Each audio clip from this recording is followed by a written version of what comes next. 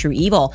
Within her capacity of chairman and CEO of Turning Point USA, they could be more transparent about what happened that day. People don't like the stuff that they've seen about Mikey McCoy. They don't like what they've seen about Rob McCoy. And I want to thank the Turning Point USA board and my husband's chief of staff, the amazing Mikey McCoy. Here's what I've come to believe. Courage is hope in action.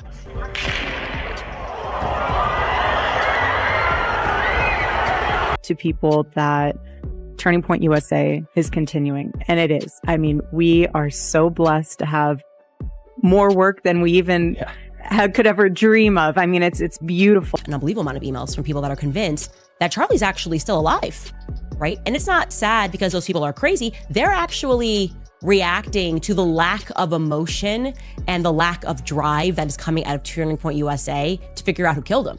Yeah. That is how absurd they are acting. Just move on. Just donate to Turning Point USA. This is what Charlie would want.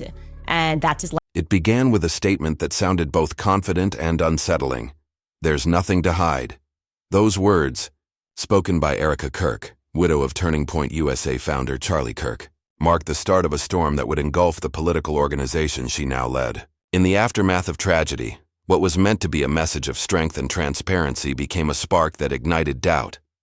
At first, Erika appeared composed, resolute, and determined to honor her husband's legacy. She took the stage as both a grieving widow and the newly appointed chairman and CEO of TPUSA. Her speeches carried a tone of hope and unity, assuring the public that the mission would continue. Yet behind her poised delivery, critics saw something different and calculation. Every gesture, every phrase seemed rehearsed, as though she were performing for the cameras rather than mourning a loss. Candace Owens, known for her fearless candor, was among the first to question the narrative. She accused TPUSA of deflecting from the truth, of focusing on reputation instead of revelation. In her view, the organization's energy had shifted from justice to image management, and in that shift, she saw danger. Owens began to dissect the inconsistencies in the story of that day, September 10th, when everything changed. She pointed to the footage showing Mikey McCoy, Charlie's chief of staff, standing only feet away during the fatal moment. In the video, Mikey's reaction appeared oddly calm.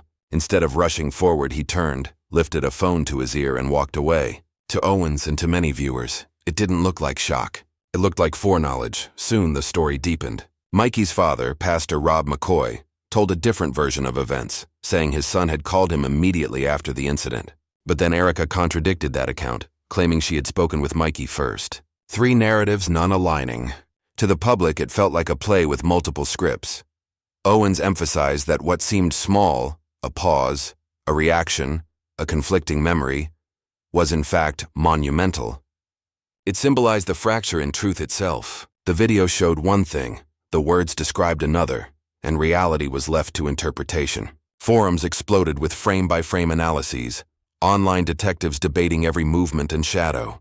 Was it panic, confusion, or something far more deliberate? Erika's demeanor didn't help. While grief might normally bring raw emotion, her composure seemed unwavering, even corporate. She praised Mikey McCoy publicly during her first appearance, calling him amazing, a gesture Owens interpreted as preemptive defense. Instead of vulnerability, there was polish. Instead of tears, there was control. To her supporters, Erika was simply showing strength, a woman refusing to be broken. To her critics, she was hiding behind strength's mask. The divide grew wider each day. Candace Owens took her case to her audience, not with accusations, but with implications. She said that in stories like these, the scariest thing isn't what's visible. It's what you're told to believe you saw. Her words struck a chord. The public began to question, not just the event, but the culture of silence that followed it. The more Owens spoke, the more TPUSA tried to silence her. Lawsuits were threatened. Restraining orders were discussed, but instead of stopping her, they fueled her. She began releasing documents, screenshots, and letters, pieces of evidence that she claimed revealed deeper corruption inside the organization. It wasn't just about Charlie anymore. It was about power. By the time the first wave of revelations hit the internet, the story had transcended personal loss. It had become a reflection of something larger, a struggle between image and truth. Erika Kirk's insistence on transparency had turned into its opposite, and Candace Owens, controversial as ever, had positioned herself not as a critic, but as the last voice demanding clarity. The public no longer knew whom to trust. But one sentiment was clear. Silence, in the face of unanswered questions, had begun to sound like complicity. As the days passed, Candace Owens widened her scope. What began as suspicion about a single event had become an investigation into the culture of Turning Point USA itself. She accused senior executives of moral hypocrisy, financial secrecy, and an obsession with preserving influence rather than integrity. At the center of the controversy stood Tyler Boyer, the organization's executive director. Reports began circulating about his involvement in questionable conduct, allegations of inappropriate relationships with interns, financial irregularities, and ties to international organizations in Eastern Europe. To Owens, these were not coincidences but patterns. She drew connections: Erika's Romanian charity, Tyler's rumored Ukrainian links, and Charlie's death. 3 points converging on one center: TP USA. Whether these connections were real or speculative didn't matter to the audience. The suggestion alone was enough to fracture faith in the organization's leadership.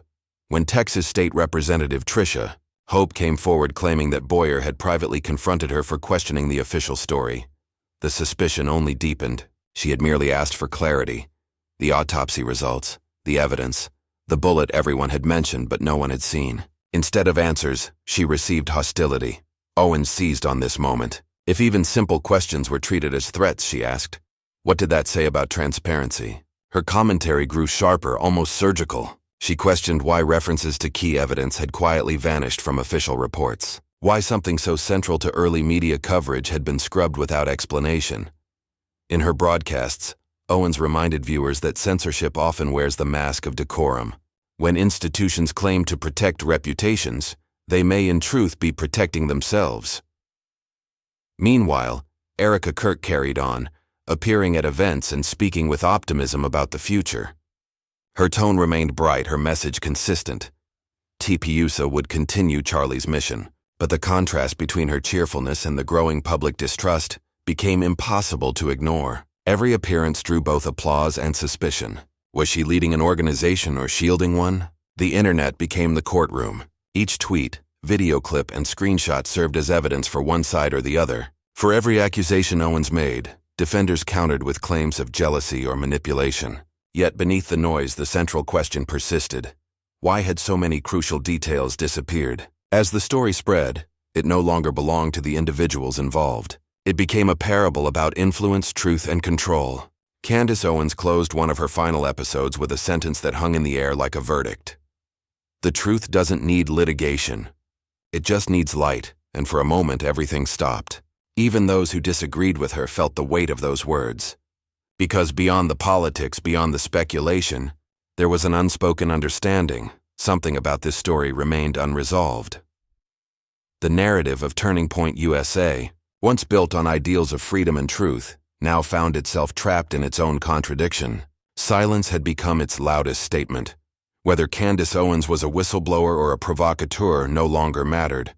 What mattered was that the question she raised refused to disappear. It lingered, growing louder with every denial, every press release, every unanswered call for transparency.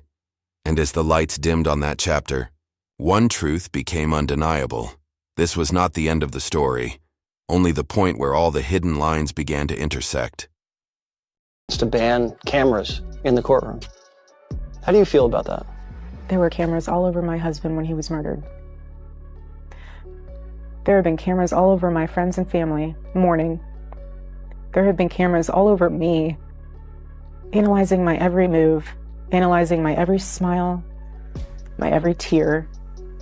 We deserve to have cameras in there. Why not be transparent? There's nothing to hide. I know there's not, because I've seen what the case is built on. Let everyone see what true evil is. This is something that